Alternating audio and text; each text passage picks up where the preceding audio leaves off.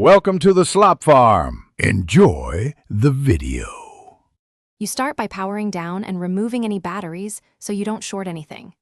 Use the correct torque/tri-wing drivers to remove screws, count and separate them by location.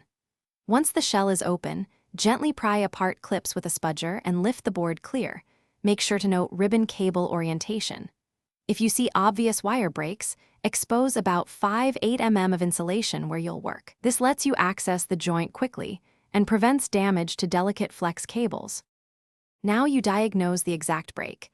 Trace each conductor visually and wiggle the cable while watching the board to find intermittent faults. Once located, strip a small section, about 3 to 5 mm, of insulation and tin each stranded conductor and its matching pad with flux to ensure good wetting. Solder quickly to avoid overheating components. If the pad is lifted, tack the wire to nearby solid ground or use a jumper. Add heat shrink or braided sleeve and secure with hot glue for strain relief. To finish, reseat ribbon cables and connectors exactly as noted, then loosely fit the shell and replace screws in the original order. Tighten snugly, but don't strip threads. Plug in or reinstall batteries and fully test every function.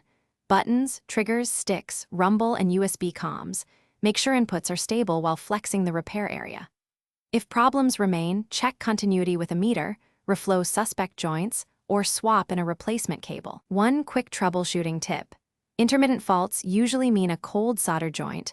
Reheat with fresh solder and flux. Thanks for watching. Consider subscribing if we helped you today.